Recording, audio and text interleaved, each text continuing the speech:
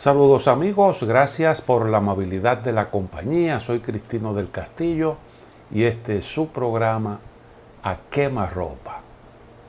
En el día de ayer, haciendo mi acostumbrado zapping televisivo, ese que uno hace todas las mañanas para escuchar los comentarios de los hacedores de opinión pública, me encontré con el programa de un amigo muy apreciado que estaba abordando el tema, se estaba refiriendo a un reciente decreto del presidente Luis Abinader que ordena erigir un mausoleo a la memoria de Enriquillo, el sobrino del cacique Caonabo, que protagonizó una insurrección en la isla, se rebeló contra los abusos cometidos entonces por las autoridades coloniales.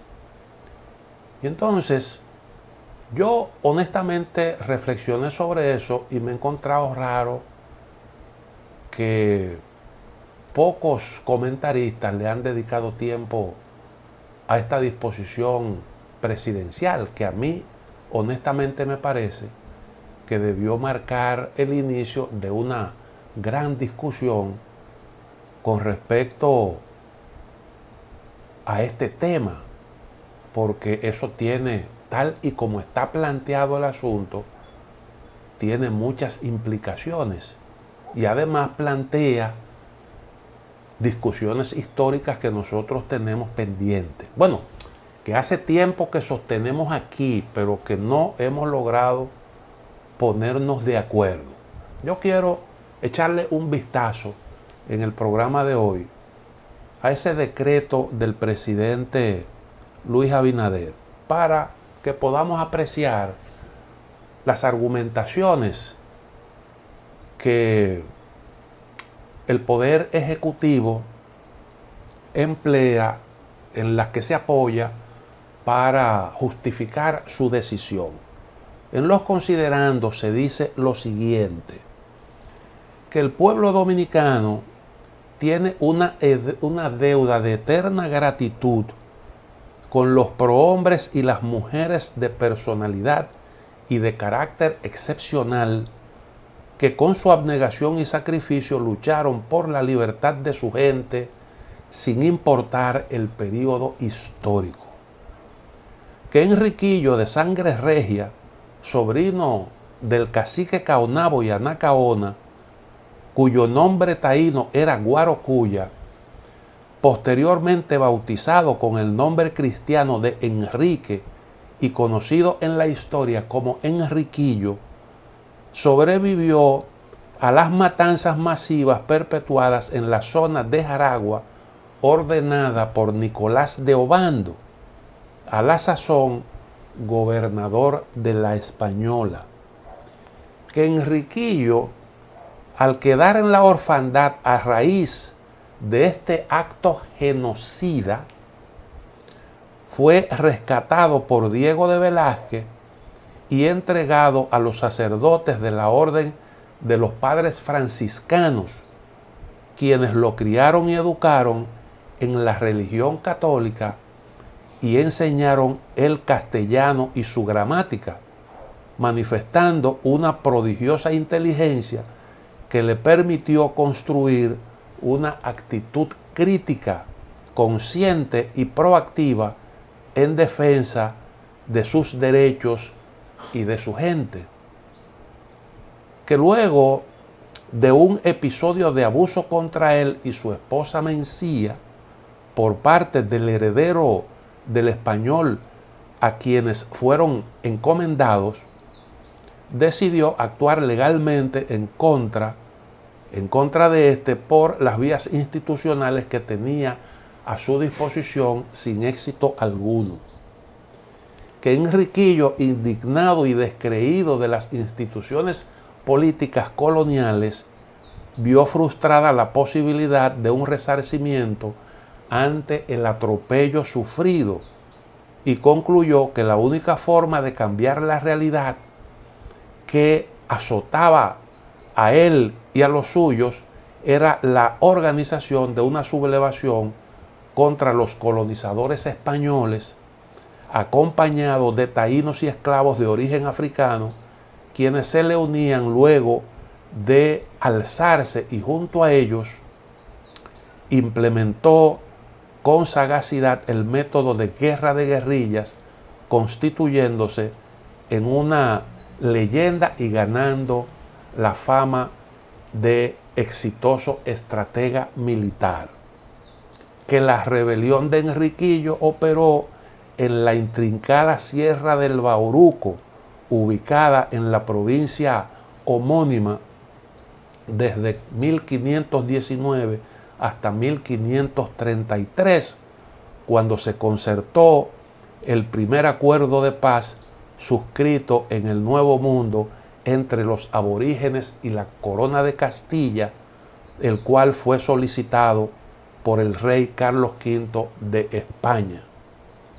Que Enriquillo es el máximo símbolo de la resistencia en América por su lucha contra las acciones genocidas, opresoras y abusivas propiciadas por las instituciones colonizadoras y ejecutadas por sus ejércitos contra los taínos y también contra los esclavos de origen africano, construyendo con sus reivindicaciones los cimientos que sustentan la lucha por los derechos humanos. Que las presentes y futuras generaciones de la República Dominicana deben conocer los distintos actos y las proezas que realizó Enriquillo para liberar a su gente a través de la enseñanza continua y el recuerdo de su figura. En virtud de todos estos argumentos, se dispone en el decreto erigir un mausoleo en honor a Enriquillo, nacido Guarocuya, símbolo de la resistencia taína contra los atropellos cometidos por los colonizadores durante el siglo XVI. En un párrafo del mismo decreto se dice que se dispone la colocación en dicho mausoleo de un cenotafio con la inscripción del nombre de Enriquillo como elogio simbólico y póstumo a su resiedumbre y valentía, hasta tanto sean localizados sus depósitos mortales. Se instruye al Ministerio de Educación, este es un artículo, el número 6, la creación de una cátedra dedicada exclusivamente a la vida de Enriquillo, la cual deberá ser impartida en todas las escuelas públicas de la República Dominicana. Se instruye también al Ministerio de Educación, a los Ministerios de Educación y Cultura y a la Comisión Permanente de Efemérides Patrias conmemorar el Día de Enriquillo el 27 de septiembre por motivo del aniversario de su muerte, tal como queda instituido en el decreto 6855 del 29 de septiembre del año 1950. Yo creo que todos son argumentos valederos y comparto la decisión que se apoya en los mismos de erigir ese mausoleo a la memoria de Enriquillo, que como no sabemos el paradero de sus restos, pues se ordena la colocación allí de un cenotafio. Yo creo que decía que esto plantea una serie de asuntos a la discusión porque, como ocurre con otros personajes de la historia, nosotros les rendimos pleitesía a las víctimas y a los verdugos. A las víctimas y a los verdugos. Entonces es una especie de dicotomía que nosotros tenemos que discutir para, en aras, en honor a la verdad histórica, tomar una decisión sobre qué es realmente lo correcto, qué es lo que nosotros debemos hacer. Quiero referirme a este tema y a otros aspectos del mismo, pero antes permítanme hacer una pequeña pausa.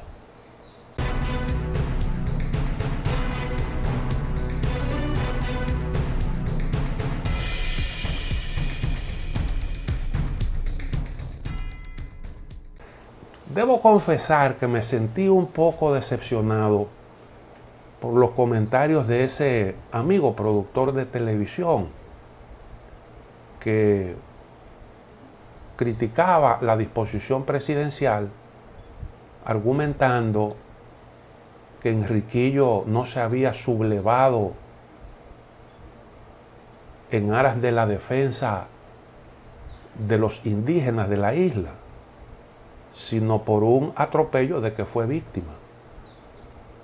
Algo que yo encuentro totalmente inexplicable, porque me parece que la historia documenta muy bien que aquella insurrección fue contra la situación prevaleciente en la colonia y el hecho de que se cometían una serie de abusos y no había forma de luchar contra ellos. Es cierto que fue su esposa ultrajada, pero eso no le resta mérito. Su sublevación fue contra el status quo de entonces prevaleciente en la isla, contra el sistema colonial y sus abusos. Sobre eso creo que no hay duda ninguna. Y otros argumentos me dejaron también perplejo, en el sentido de que los españoles lo que hicieron fue traer a esta isla, a estos territorios, el progreso y la modernidad. Nadie duda que en comparación con la comunidad, con el régimen primitivo, lo que había aquí, el nivel de desarrollo que existía en el momento en que llegaron los conquistadores, y si uno compara la realidad prevaleciente con la utilización de mecanismos, de técnicas de producción mucho más avanzadas, si nosotros tomamos en consideración que trajeron avances que ya exhibían otras sociedades, pues sin lugar a duda aquello significó un salto histórico. De eso nadie tiene la menor duda. Pero el hecho de que haya significado un avance no significa que lo que se hizo aquí no fue contrario a los criterios de justicia, que no fue un trato inhumano y que no fue, como se dice en el decreto presidencial, un acto genocida. Tuvo todas esas características, independientemente de todos los avances que acompañaron el proceso de colonización de este territorio y del resto de América. Pero una cosa es eso y otra cosa es la triste realidad de que las comunidades que habitaban en esta isla, que tenían su forma de vida, todo eso fue barrido y la población sometida a un régimen de explotación brutal. Y si bien la esclavitud entonces era legal, no se puede decir que la legalidad la hiciera algo justo, porque eso en su momento fue denunciado tal y como se percibía. Y un ejemplo de eso claro fue una de las manifestaciones de protesta más enérgicas que se produjo a raíz de todos esos sucesos en el seno de la propia iglesia, particularmente de la comunidad de los dominicos, que denunció eso en el denominado Sermón de Adviento, que yo quisiera recordar, porque esas son cosas que a mí me parece que nosotros debemos tener presente.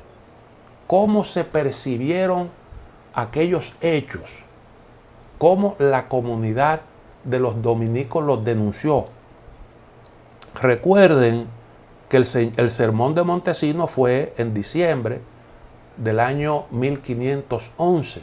Ahí estaban frescos todos estos acontecimientos sangrientos.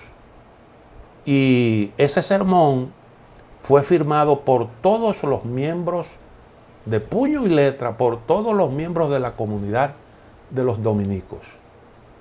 Y el vicario Pedro de Córdoba le encomendó su lectura a Fray Antón de Montesinos, que era un cura que se caracterizaba precisamente por repudiar aquellos actos inhumanos. ¿Qué decían los dominicos en ese famoso sermón, que fue el génesis, el embrión de eso que mucho tiempo después se conoció con el nombre de teología de la liberación? Ahí es en donde está precisamente la génesis de eso. Pues hay una parte, eso lo cuenta el padre Las Casas en su Historia de India. Conocemos de este sermón precisamente porque él nos lo contó y estaba presente en la misa en donde se leyó el sermón. Para ese entonces, Diego Colón era el gobernador de la isla, que había venido precisamente en sustitución de Obando. Dice el sermón: voz del que clama en el desierto, todos estáis en pecado mortal y en él vivís y morís por la crueldad y tiranía que usáis con estas inocentes gentes. Decid, ¿con qué derecho y con qué justicia tenéis en tan cruel y horrible servidumbre a estos indios? ¿Con qué autoridad habéis hecho tan detestables guerras a esta gente que estaban en sus tierras mansas y pacíficas, donde tan infinitas de ellas, con muertes y estragos nunca oídos, habéis consumido? ¿Cómo los tenéis tan opresos y fatigados, sin darles de comer ni curarlos de sus enfermedades, que de los excesivos trabajos que les dais incurren y se os mueren, y por mejor decir os matáis por sacar o adquirir oro cada día? ¿Y qué cuidado tenéis de quien los adoctrine y conozcan su Dios y Creador, sean bautizados, oigan misa, guarden las fiestas y los domingos? Estos no son hombres, no tienen ánimas racionales, no sois obligados a amarlos como a vosotros mismos. Esto no entendéis, esto no sentís. ¿Cómo estáis en tanta profundidad, de tanto sueño, tan letárgico, dormido? Tened por cierto que en el estado que estáis no os podéis más salvar que los moros o los turcos que carecen y no quieren la fe de Jesucristo. Esto está en el idioma español de aquel entonces y eso un poco dificulta la lectura, pero se entiende perfectamente. Todo el que me está escuchando leyó ese sermón, porque eso se estudia en la secundaria. A Montesinos le pidieron que se retractara y él se negó a retractarse. El gobernador en persona fue al convento de los dominicos a convencerlo de que se retractara, porque había levantado un gran ruido con ese sermón. Y Montesinos se negó a hacerlo. Y no solo se negó, sino que el domingo siguiente insistió en el mismo tema y continuó sus denuncias. Y por eso entonces fue deportado a España. Y allá en España, después de mucho trabajo, tuvo la oportunidad de hablar con el monarca y contarle las cosas horribles que ocurrían aquí en la isla. Ese sermón de Montesinos tuvo un gran efecto en estos territorios. El padre Las Casas, que fue el que contó la historia, dejó de ser encomendero para dedicarse en cuerpo y alma a la defensa de los indígenas. Si así percibían los dominicos lo que estaba ocurriendo en la isla, nosotros que nos llamamos dominicanos en honor a esa comunidad, no podemos dejar de decir las cosas tal y como ocurrieron, justamente haciendo honor a esas denuncias de los padres de la comunidad de los dominicos. Vamos a la otra pausa. Volvemos en un momento.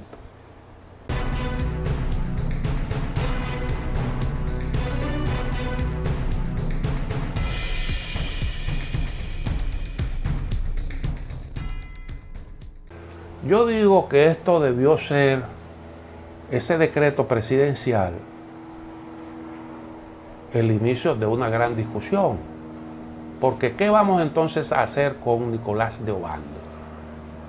Porque nosotros estamos acusando, estamos diciendo que Nicolás de Obando fue el actor de una gran masacre. Pero aquí nuestra isla está llena de monumentos a Obando. Hay una avenida que tiene su nombre, hay una estatua por ahí, en Plaza España, y otros monumentos que hemos erigido en honor a su figura. Indiscutiblemente que fue un gran constructor, un hombre que fundó varias ciudades y impulsó el progreso. Pero estos son hechos históricos que hay que poner sobre la mesa. Por tanto, ¿qué es lo que vamos a hacer con su figura? Y también hay otros temas conexos, como el caso, por ejemplo, del mismo Cristóbal Colón. Son asuntos que hoy en día se están debatiendo en el mundo entero, en donde hay pues una revisión de hechos del pasado, porque algunas cosas del pasado están en el fondo, subyacen en realidades que todavía estamos padeciendo. Y ahí está el mismo asunto del caso Pedro Santana. Precisamente ayer leía un trabajo interesante de Eury Cabral, en donde vuelve a plantear un tema que venimos discutiendo desde hace muchísimo tiempo. Porque resulta que nosotros tenemos ahí, como sabemos, en el Panteón Nacional, nosotros tenemos al señor Pedro Santana. Y resulta que ahí mismo, en calidad de prócer, está Francisco del Rosario Sánchez. Y Francisco del Rosario Sánchez fue asesinado por orden de Pedro Santana. Entonces, si uno es héroe, el otro probablemente no lo puede hacer. Es difícil concebir eso. Ese mismo Pedro Santana fue el que declaró traidores a la patria a Duarte Sánchez y Mella y ordenó su deportación. Ese mismo Pedro Santana también fusiló a Antonio Duvergé, trinitario y figura importante de muchas batallas por la independencia de la República Dominicana. Y entonces nosotros le rendimos pleitesía también a Antonio Duvergé y también a quien lo ejecutó. Y lo mismo ocurrió también con María Trinidad Sánchez, que fue una de las que bordó la bandera nacional. Y entonces María Trinidad Sánchez está compartiendo el mismo espacio con el que fue su verdugo y al que nosotros hemos proclamado como héroe de la patria. A pesar de que además de todo eso, fue el que anexó nuestro país a España. Y nosotros consideramos la guerra de la restauración, la guerra por recuperar la independencia que Pedro Santana hizo que perdiéramos, nosotros la consideramos las páginas más heroicas que se hayan escrito en la historia del país, para utilizar más o menos palabras del profesor Bosch. De hecho, fue una guerra de liberación, una guerra patriótica, cargada de muchos actos heroicos. Y sin embargo, pues nosotros le rendimos pleitesía al hombre que hizo posible, al artífice de la anexión de la patria a una potencia colonial, a España. Y entonces yo creo que todas esas cosas nosotros debemos discutirlas y finalmente tomar una decisión y corregir lo que todo indica que es un gran error. El de usted tener en el mismo espacio y con la misma, con categoría prácticamente igual a uno que fue el verdugo del otro. No creo que nosotros tengamos razones suficientes como para adorar a dos figuras o a distintas figuras que tuvieron contradicciones de ese tipo, de esa naturaleza, con desenlaces tan fatales.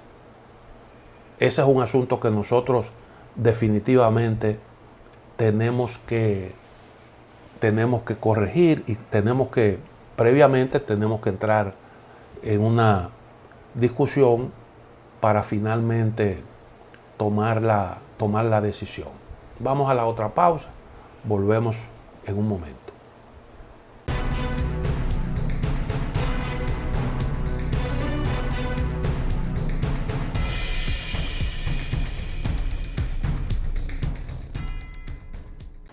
República Dominicana debe prestarle atención a la campaña que está montada contra la República Dominicana. Hay una campaña bien montada para desprestigiar al país y tiene como propósito provocar una reacción de la comunidad internacional.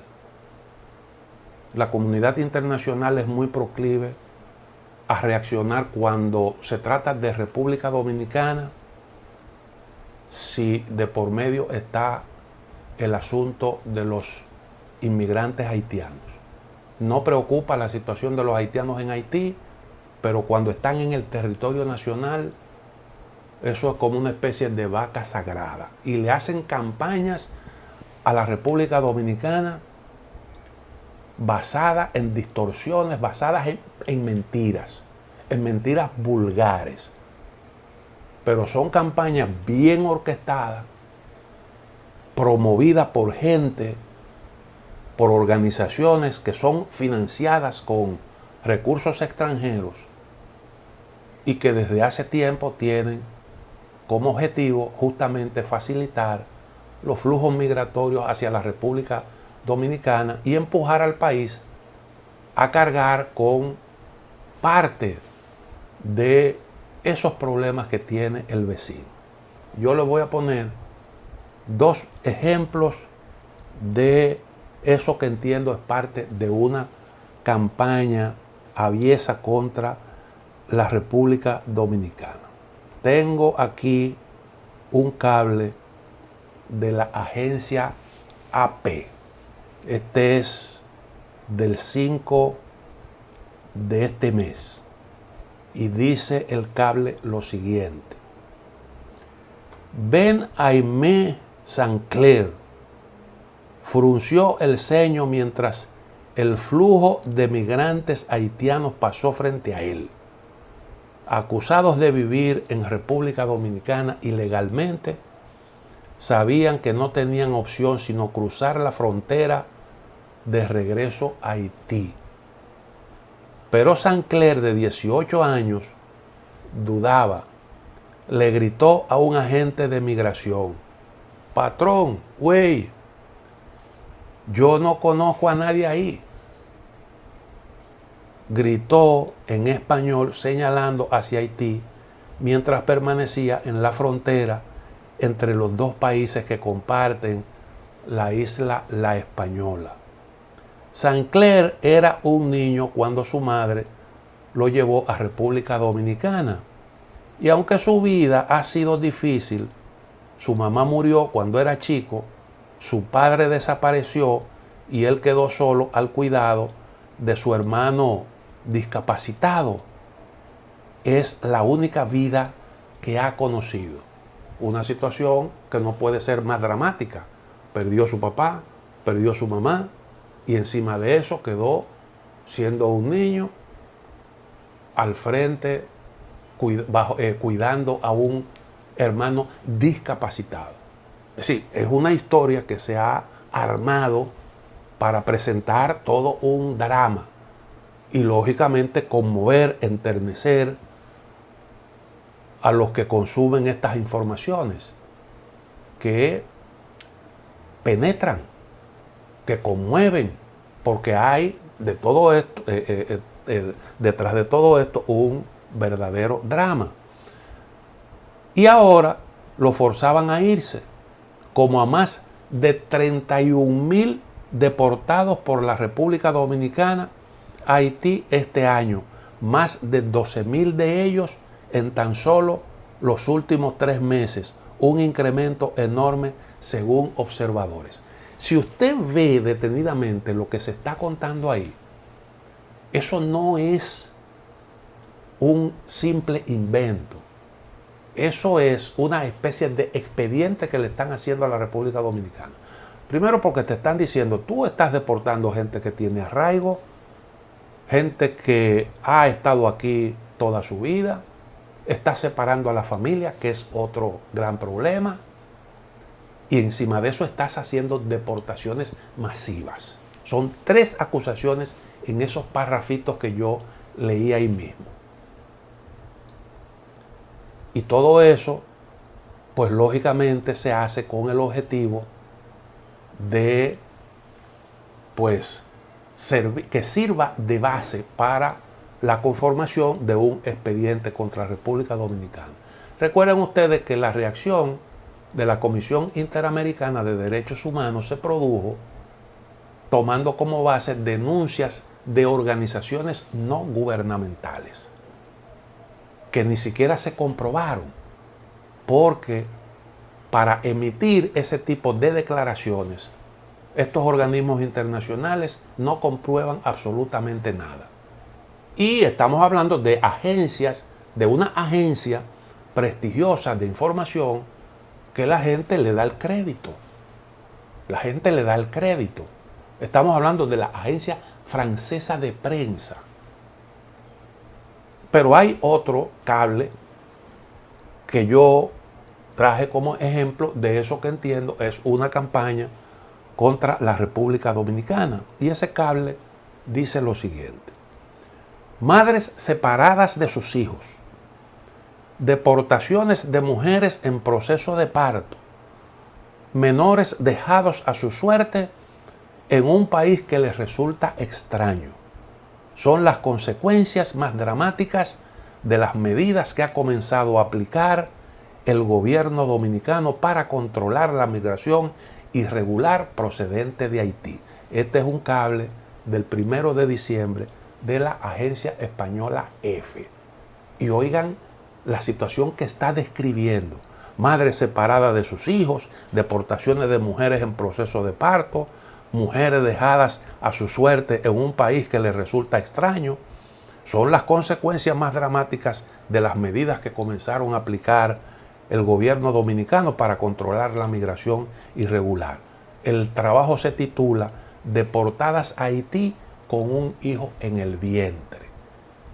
Y resulta que esas mujeres que han sido deportadas, que tampoco han sido tantísimas, no se embarazaron aquí, sino que vienen embarazadas a la República Dominicana, vienen a dar a luz a la República Dominicana. Pero a eso no se hace referencia. Es como que nosotros andamos buscando gente que vive aquí, que tiene arraigo, mujeres que han sido embarazadas aquí, que viven en esta parte de la isla, y nosotros entonces las estamos deportando en estado de gestación, cuando lo que se ha producido aquí es una reacción del gobierno dominicano frente a un problema que es la gran cantidad, la afluencia de mujeres gestantes que vienen aquí a parir a nuestros hospitales públicos. Pero cuando se despachan esos cables, esas informaciones, el que la lee no tiene el punto de vista nuestro.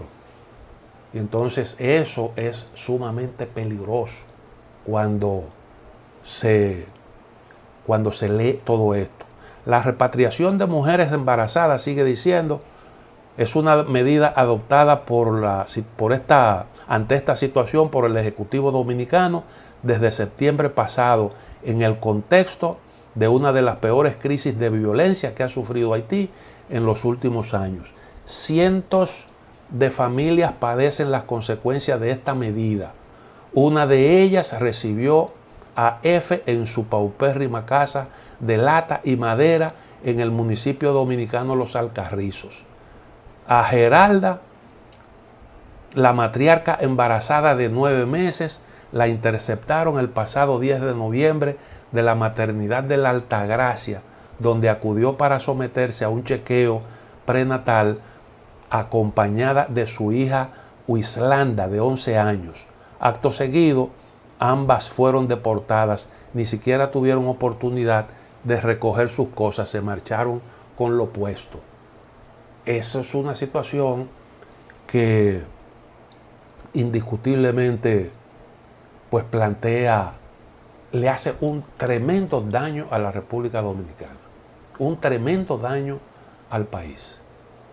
Nosotros estamos haciendo un esfuerzo por reanimar nuestro turismo, estamos haciendo un esfuerzo por hacer que la economía despegue, hemos conseguido avances en ese sentido. Sin embargo, todo esto atenta contra esos esfuerzos. Atenta contra esos esfuerzos, porque como decía, son los organismos internacionales muy proclives a tomar decisiones contra la República Dominicana tratándose de haitianos, pero no hay sensibilidad frente a los problemas que están padeciendo de aquel lado de la isla, lo cual pues lógicamente deja de manifiesto una gran hipocresía. Yo reitero, República Dominicana tiene que desarrollar su propia estrategia para hacerle frente a esa campaña. Eso no es casual. Y desde aquí internamente hay una serie de organizaciones que permanentemente están inventando historias. Yo les pregunto a ustedes, ¿ustedes creen que un dominicano, aún sea de origen haitiano, sin documento, que usted lo va a mandar a Haití sin él ni siquiera intentar? No, espérate, yo soy dominicano. Yo no conozco el caso porque si esto fuera una realidad, que hay miles de situaciones de ese tipo, con 10 o 15 casos que tú documentes bien, tú pondrías a la República Dominicana en una situación difícil. De gente nacida aquí o traída aquí cuando niños, deportados sin ningún tipo de procedimiento ni nada de eso. Eso es como poner a la República Dominicana en una situación difícil. Pero eso no es lo que está ocurriendo en el país. El único caso que se intentó documentar de un supuesto dominicano deportado a Haití fue el del señor Huiné. Lo buscaron porque ese señor tenía una cédula que lo acreditaba como dominicano, una cédula de identidad y electoral. Y entonces lo llevaron a la Corte Interamericana de Derechos Humanos y ese es el caso del denominado Huiné, que robó una identidad y aparecía como hijo de dos señores cuyos hijos nunca lo habían visto. Y él era supuestamente uno de los mayores. Nunca lo habían visto, no lo conocían. Sus supuestos hermanos de padre y madre. Y cuando le preguntaron en la corte si conocía a sus hermanos, si conocía a su familia, él comenzó a mencionarlo diciendo eran bizcochos y qué sé yo qué cosa, unos apodos ahí. Es rarísimo que tuvo que improvisar. La Junta Central Electoral investigó eso y demostró con documentos que ese señor había robado una identidad y que en realidad lo que merecía era estar en la cárcel, estar preso. Sin embargo, la Corte Interamericana de Derechos Humanos nos condenó a la República Dominicana por ese caso, por supuestamente estar deportando dominicanos hacia Haití. Un hombre que apenas hablaba el español. Y eso lo que puso en evidencia es el sesgo con que se aprecian, con que se juzga a la República Dominicana y pues se conocen estos casos. Por eso es que nosotros debemos prestarle mucha atención a esa campañita, porque estamos en la obligación de defender nuestros intereses vitales. Esa es una responsabilidad, un deber que yo creo que ha asumido con mucha determinación y con mucho valor el gobierno dominicano. Pero nuestro accionar tiene que ser un accionar inteligente y no puede perder de vista este tipo de situaciones. Llegamos al final de A Quemarropa. Mañana, Dios mediante, estaremos nuevamente con ustedes.